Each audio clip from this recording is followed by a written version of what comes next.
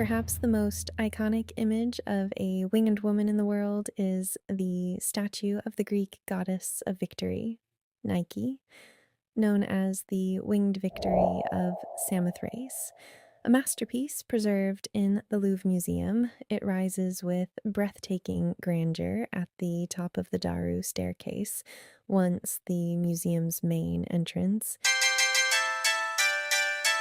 In the earliest layers of myth and imagination, somewhere along the misty horizon of ancient China, there emerges a story of women who belong neither fully to the earth nor entirely to the sky, women for whom flight is not a gift, but a nature.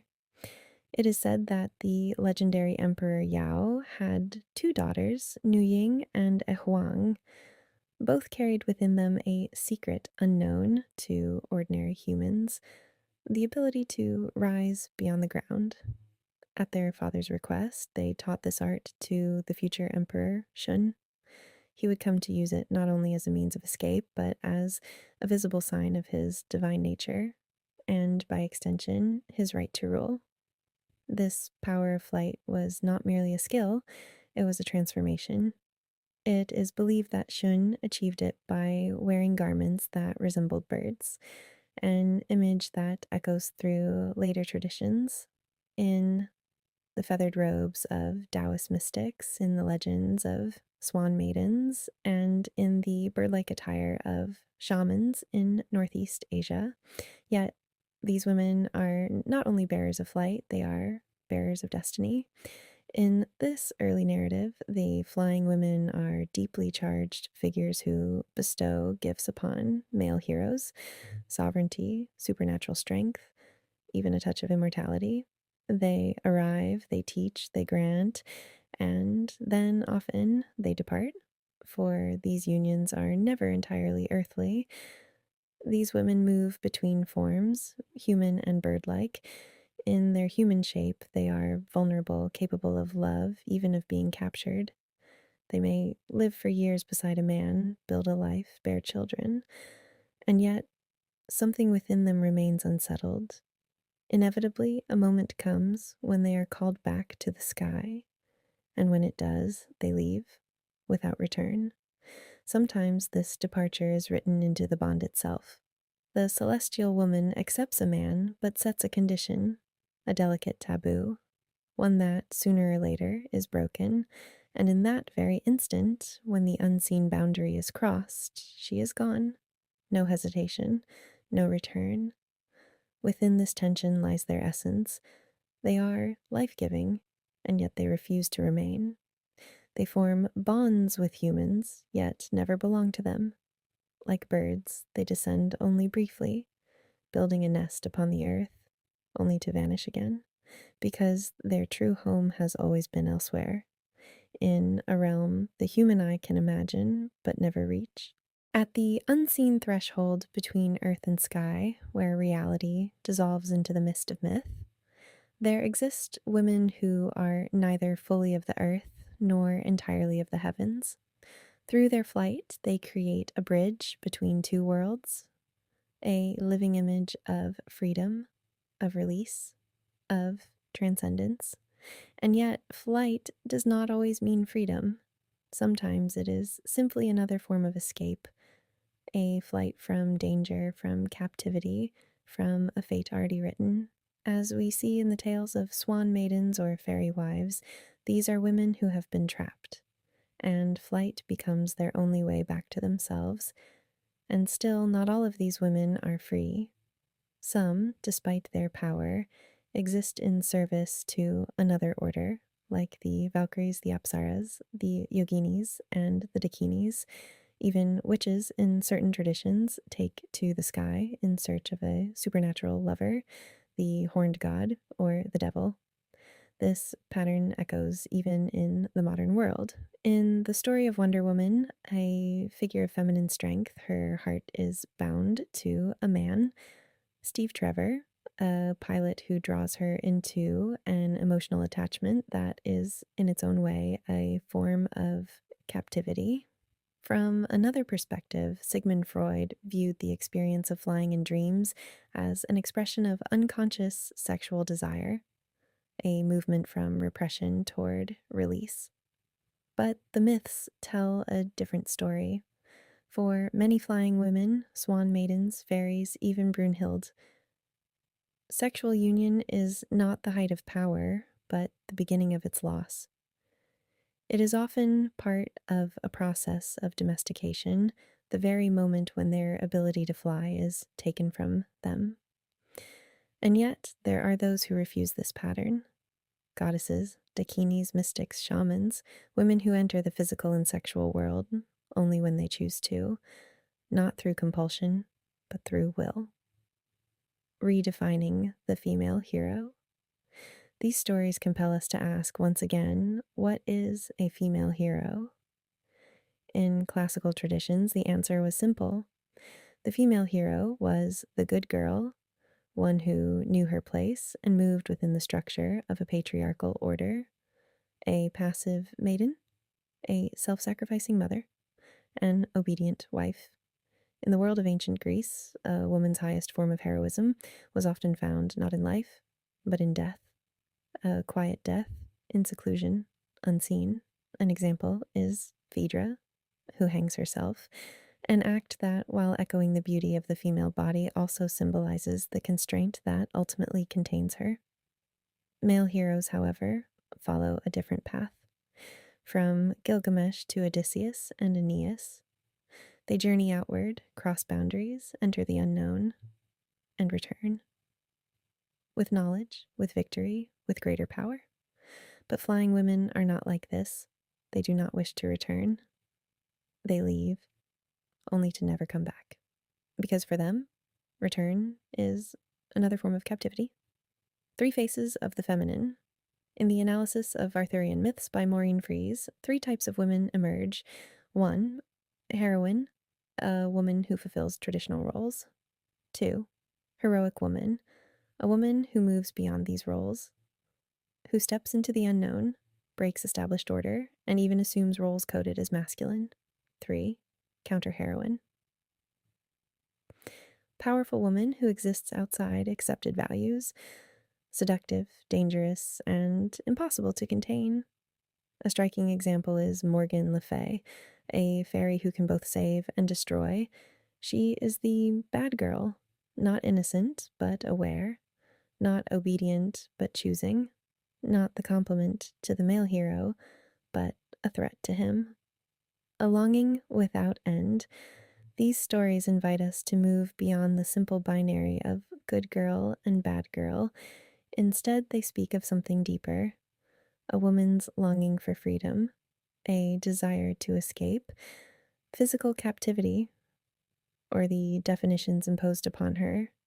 These narratives resonate with every woman who has ever felt confined, unseen, or deprived, even of the space to breathe, and within them echo ideas that have surfaced again and again in the history of thought. The feminine mystique in the work of Betty Friedan, the concept of the anima in the theory of Carl Jung, and Freud's enduring question, what do women want? Roots older than history.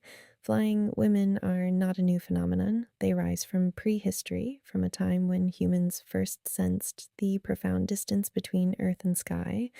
And what was their first response? To create myths, to form rituals, to bridge that divide. In ancient reliefs, we see women with bird-like heads, images that reveal how, from the very beginning, woman, flight, and transcendence were intertwined in the human imagination. Perhaps in the end, these women are not merely mythological figures, but reflections of the deepest human desire, the desire for freedom, and the longing to return to a place where we truly belong. From the very beginning of history, or perhaps even before anything called history had been written, human beings did not see the world as a single, simple space. For them, existence was made up of several distinct yet interconnected realms, each with its own meaning, and yet each mysteriously in contact with the others. One of the most common ways this vision appeared across different cultures was in a threefold division of the world: the underworld, the earth, and the sky. The earth was the realm in which human beings lived, the world of nature, daily life, the body, labor, suffering, birth, and survival. The underworld was the domain of the dead, of spirits, of darkness, and of those forces tied both to the end of life and to the mystery of its continuation. And the sky was the realm of the gods, the ancestors, light, higher power, and everything human beings imagined as greater than themselves. What matters, however, is that these three realms were not seen in the ancient imagination as completely separate or unrelated. On the contrary, people were constantly searching for a path between them, a way to cross, to communicate, or at least to understand the relationship between these different planes of existence. And it is here that one of humanity's earliest religious acts begins: the creation of ritual. To early human beings, rituals were not merely symbolic actions. They were ways of contacting the sacred, of drawing near to the sky, and of moving beyond the limits of the earthly world. Those who could establish this connection, king priests, shamans, seers, and sacred intermediaries, naturally came to hold an unusually elevated status. They were not simply human beings living on Earth. It was as though they had the power to bring their ears closer to the sky. Yet, this relationship did not move only in one direction. Human beings did not merely long to reach the sky, they also believed that the sky itself could bend down toward the earth. Gods, goddesses, magical beings, and spirits were imagined as capable of descending from their own realm into the human world. In this sense, the human world and the heavenly world were not entirely separate spaces, but two realms in active contact. And within this vision, women held a particularly significant place. A wide range of evidence suggests that in many traditions, women were imagined as intermediary beings, as if they did not belong entirely to the ordinary human world. It was as though one of their feet stood on the earth while the other reached into other realms, into the sky, or even into the underworld. And this idea was not accidental. In the imagination of many ancient cultures, women were deeply connected to fundamental cycles: birth, death, fertility, and renewal. These are precisely the forces that make the boundaries between worlds unstable and fluid. Earth, sky, and birds. Between the earth and the sky lies a middle space that separates the two, yet at the same time binds them together. For human beings, this intermediate space has long been charged with meaning, and among all creatures, birds became its greatest symbol. Why? Because birds move freely in a realm that human beings cannot inhabit. They do not belong entirely to the earth, nor do they dwell permanently in the sky, yet they are able to pass between the two. For this reason, in many cultures, birds were seen as messengers of the gods, bearers of heavenly signs, or even embodiments of divine power. Human beings, too, wanted some share in this in-between passage. One of the ways they knew to do this was through smoke. Smoke rising from burnt offerings or cremated bodies was not understood as a merely natural phenomenon. It was seen as something that carried human messages, prayers, or gifts upward to the sky. Smoke was, in a sense, the bodiless, ascending form of whatever human beings wished to offer the gods. One of the clearest examples of this connection between birds, sacred smoke, and ascent to the sky can be found in ancient India. In Vedic tradition, fire altars were sometimes built in the shape of birds. The image itself is deeply revealing. Fire rising toward the sky, takes the form of a bird, a being capable of crossing between worlds. In this tradition, two elements were of special importance: fire and soma. Fire was the means by which offerings were delivered to the gods, the force that released matter from its earthly form and transformed it into something finer, lighter, and upward moving. Soma was a ritual drink, likely with ecstatic or hallucinogenic properties, which enabled participants to move beyond ordinary consciousness and feel themselves closer to the realm of the gods. In one of the most elaborate Vedic rituals, the Agnikayana, the construction of the fire altar itself became an immense undertaking. The altar was built from more than 1,000 bricks, and the full process of preparation could take over a year. The ceremony itself lasted 14 days. This scale and complexity make clear that the ritual was not regarded as a simple symbolic act, but as an experience of profound seriousness and consequence. Vedic texts state that if performed correctly, this ritual led to immortality, and that is a crucial point. Here, the sky is not merely the dwelling place of the gods, it is also the horizon beyond death. Within this ceremony, the feminine element appeared with remarkable force. The sacrificer's wife made the first brick, the opening brick that could be seen as the beginning of a path toward the sky.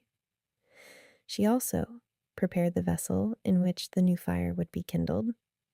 Alongside this, the priest recited mantras in praise of goddesses and female guardians, including figures described in the poetic and mysterious phrase, "women with untouched wings." This strong female presence within such a ritual was, in the Vedic context, both striking and relatively unusual. It suggests that at the very moment when the question is how to cross the boundary between the human and the divine, the feminine becomes essential. During these rites, participants symbolically identified themselves with birds. In a ritual sense, they became birds. For this reason, eating birds was forbidden to them, because doing so was treated as a kind of cannibalism. The bird was no longer just an animal, it had become another form of the self. In another ritual, husband and wife stood upon a symbolic pillar, spread their arms like wings, and declared, "We have reached the sky to the gods. We have become immortal." That sentence captures the essence of the entire worldview. To reach the sky is to pass beyond death, to enter the realm of immortality. The sky as a path between human and divine. Taken together, these rituals show that in ancient thought, the sky was not simply a physical or natural space, it was a path, a route, a mediator, a bridge between humanity and divinity. This idea was so widespread and so familiar that it even entered comic literature. A fascinating example appears in The Birds by Aristophanes. In that play, two Athenian men persuade the birds to build a wall in the sky, a wall that will prevent offerings and their smoke from reaching the gods. And what happens then? The gods, deprived of offerings and weakened by hunger, can be forced into submission, and human beings may rule in their place. Behind the humor lies a serious and deeply rooted belief that between earth and sky there exists a real current of exchange, nourishment, and communication. Natural signs of the bond between earth and sky. This connection was not seen only in myth and ritual. Nature itself was filled with signs that seemed to reveal the same relationship. Take mountain peaks, for example. In many cultures, the mountain is not simply a geographical feature, it resembles a pillar of the world, a place where the earth rises toward the sky and where human beings feel they may reach a higher realm. A summit disappearing into the clouds naturally creates an image of contact between two worlds. Or take the rainbow. In many traditions, the rainbow has been imagined as a bridge between earth and sky, a delicate, luminous, fleeting bridge that joins the two realms for a brief moment. In Tibetan Buddhism, this idea appears in a particularly striking form, the concept of the rainbow body. In this tradition, the bodies of certain beings or advanced practitioners do not simply decay after death, they dissolve into light and color and vanish into space. Even the rainbow garments of dakinis reflect this same bond between woman, sky, and transcendence. In Jewish, Christian, and Islamic traditions as well, the rainbow carries deep meaning. It is the sign of God's covenant with humanity, the heavenly promise that the world will not again be destroyed by flood. In this sense, the rainbow is not simply a beautiful natural phenomenon. It is a sign of an ethical and divine relationship between sky and earth. But nature is not always calm or comforting. The same sky that can be a source of light, covenant, and transcendence may also reveal a terrifying face. Thunder and lightning, comets, and meteorites were all seen as signs of the immense, and sometimes wrathful, power of the sky. These phenomena demanded interpretation. Their meaning had to be understood, or their force appeased through ritual. The earliest evidence of human attention to the sky. If we go back far enough, we find that human attention to the sky has an astonishingly ancient history. This fascination reaches at least as far back as the Middle Paleolithic, around 50,000 years ago. Early human beings carved stars onto stone. They recorded the phases of the moon inside caves. They created star maps on clay tablets. And later objects such as the Nebra sky disk in Germany or monumental structures like Stonehenge show that the sky was never merely the roof of nature. It was something to contemplate, measure, and revere. Our ancient ancestors, including Cro-Magnon peoples, understood the world not merely in material terms, but in symbolic and religious ones. They saw themselves as part of the cycle of nature, and the regular movements of the sun, moon, and stars gave them a sense of cosmic order, an order that seemed stable and trustworthy in contrast to the dangerous and unstable conditions of earthly life. And from this attention to the order of the sky came practical consequences as well. The recognition of seasons, the prediction of weather, the timing of planting, navigation, and eventually the development of fields such as astronomy and astrology, magical flight, ascension, and ascent. Yet human beings were not content merely to gaze at the sky.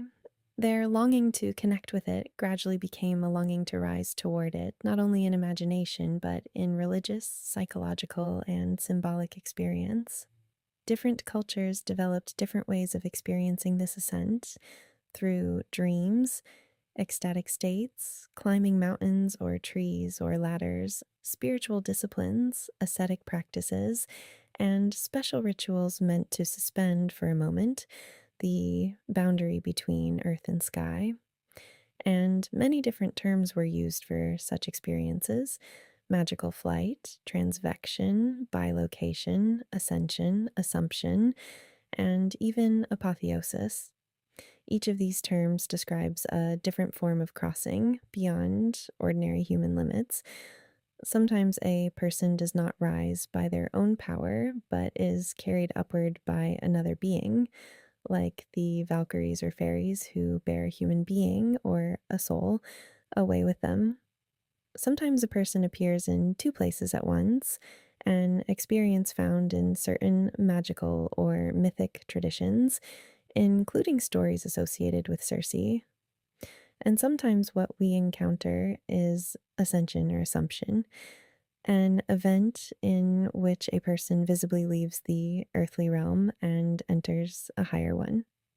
In Christian tradition, the ascension of Christ and the Assumption of Mary are among the most well known examples of this kind of passage. And in Islamic tradition, the Prophet Muhammad's night journey holds a place of profound importance, a journey in which he ascends toward the heavens on a winged being. This account is one of the most significant religious expressions of the connection between ascent, the sacred, and the sky, though visual depictions of the event remain, in some branches of Islamic tradition, sensitive and at times controversial. What, in the end, does this text reveal? At its deepest level, this text shows us that the sky has never been, for humanity, merely a natural phenomenon. From the very beginning, the sky has been the horizon of human longing, a place for the gods, a path beyond death, a realm of immortality, and a domain that human beings have tried again and again to reach through ritual, myth, birds, women, fire, smoke, dreams, and ecstasy. And among all these elements, women hold a special place. Again and again, they are imagined as beings who cross boundaries, move between realms, and remain connected to the mysteries of birth, death, fertility, and renewal. That is why, when we speak of earth, sky, women, and immortality, we are not really speaking of four separate ideas. We are speaking of a single web of meaning, a web in which woman flight, ritual, and the longing for immortality have been intertwined in the human imagination from the very beginning. In the end, perhaps the most important thing these stories reveal is not flight itself, but the meaning human beings have found in it. From the beginning of history, and perhaps even before that, dreams have allowed us to experience a world beyond the limits of body and matter, a world where we can pass through walls, rise into the sky, speak with the dead, change our form, and step into realms that remain unreachable in waking life. And throughout all these journeys, whether in myth, in ritual, in dreams, or in religious imagination, women appear again and again at the threshold of this other world, sometimes as guides, sometimes as messengers, sometimes as seductresses, goddesses, witches, or celestial beings, but almost always as those who cross boundaries.